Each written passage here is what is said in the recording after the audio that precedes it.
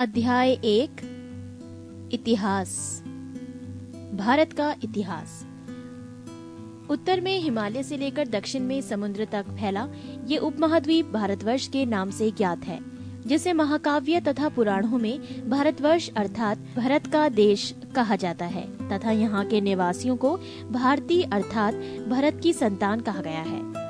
यूनानियों ने भारत को इंडिया तथा मध्यकालीन मुस्लिम इतिहासकारों ने हिंद अथवा हिंदुस्तान के नाम से संबोधित किया है।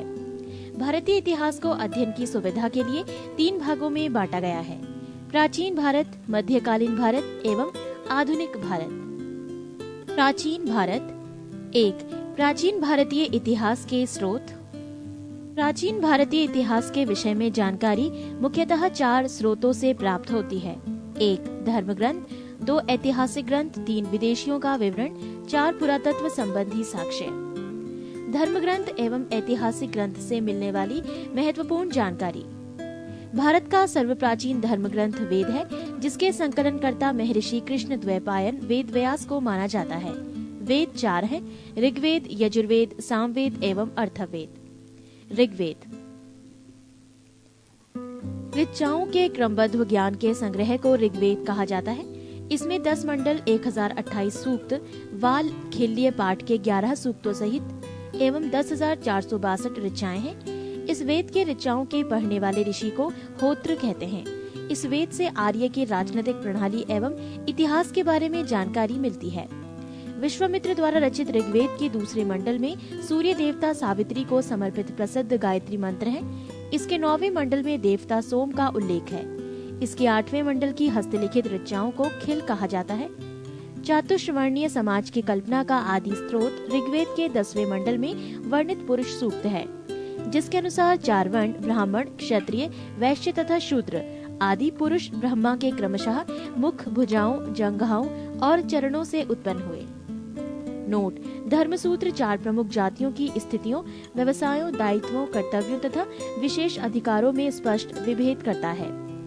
वामन अवतार के 3 पगों के आख्यान का प्राचीनतम स्रोत ऋग्वेद है। ऋग्वेद में इंद्र के लिए 250 तथा अग्नि के लिए 200 ऋचाओं की रचना की गई है। नोट: प्राचीन इतिहास के साधन के रूप में वैदिक साहित्य में ऋग्वेद के बाद शतपथ ब्राह्मण का स्थान है। यजुर्वेद सस्वर पाठ के लिए मंत्रों तथा बलि के समय अनुपालन के लिए नियमों का संकलन यजुर्वेद कहलाता है। इसके पाठककर्ता को अर्धवयु कहते हैं। ये एक ऐसा वेद है जो गद्य एवं पद्य दोनों में है। सामवेद ये गाई जा सकने वाली ऋचाओं का संकलन है। इसके पाठ्यकर्ता को उद्रात्र कहते हैं। इसे भारतीय संगीत का जनक कहा जाता है। पृष्ठ 2 अथर्ववेद। अथर्वा ऋषि द्वारा रचित इस वेद में रोग निवारण, तंत्र मंत्र, जादू टोना, शाप वशीकरण, आशीर्वाद, स्तुति, प्रायश्चित, औषधि, अनुसंधान, विवाह, प्रेम, राजकर्म, मातृभूमि, महात्म्य आदि विविध विषयों से संबद्ध मंत्र तथा सामान्य मनुष्यों के विचारों, विश्वासों, अंधविश्वासों इत्यादि का वर्णन है। इसमें सभा एवं समिति को प्रजापति की 2 पुत्रियां कहा गया है। नोट: सबसे प्राचीन वेद ऋग्वेद एवं सबसे बाद का वेद अथर्ववेद है। वेदों को भली भांति समझने के लिए 6 वेदांगों की रचना हुई है। ये है शिक्षा, ज्योतिष, कल्प, व्याकरण, निरुक्त तथा छंद। भारतीय ऐतिहासिक कथाओं का सबसे अच्छा क्रमबद्ध विवरण पुराणों में मिलता है। इसके रचयिता लोमहर्ष अथवा इनके पुत्र उग्र श्रवा माने जाते हैं। इनकी संख्या 18 है, जिनमें से केवल 5 मत्स्य, वायु, विष्णु, ब्राह्मण एवं भागवत में ही राजाओं की वंशावली पाई जाती है। पुराण और संबंधित वंश: विष्णु पुराण, मौर्य वंश, मत्स्य पुराण, आंध्र सातवाहन, वायु पुराण, गुप्त वंश। नोट: पुराणों में मत्स्य पुराण सबसे प्राचीन एवं प्रामाणिक है। अधिकतर पुराण सरल संस्कृत श्लोक में लिखे गए हैं। स्त्रियां तथा शूद्र जिन्हें वेद पढ़ने की अनुमति नहीं थी, वो भी पुराण सुन सकते थे।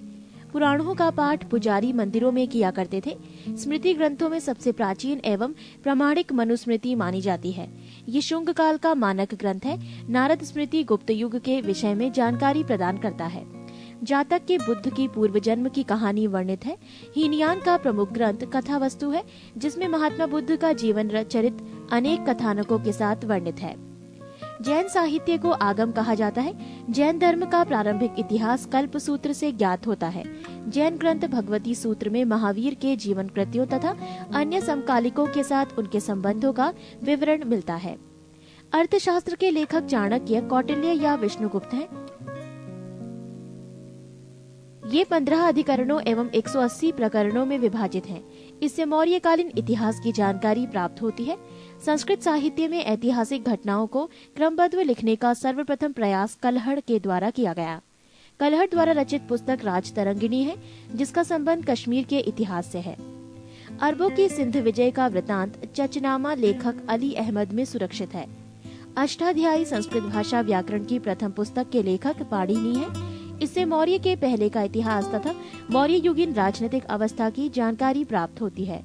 कात्यायन की गार्गी संहिता एवं ज्योतिष ग्रंथ है, फिर भी इसमें भारत पर होने वाले यवन आक्रमण का उल्लेख मिलता है। पतंजलि पुष्यमित्र शुंग के पुरोहित थे। इनके महाभाष्य से शुंगों के इतिहास का पता चलता है।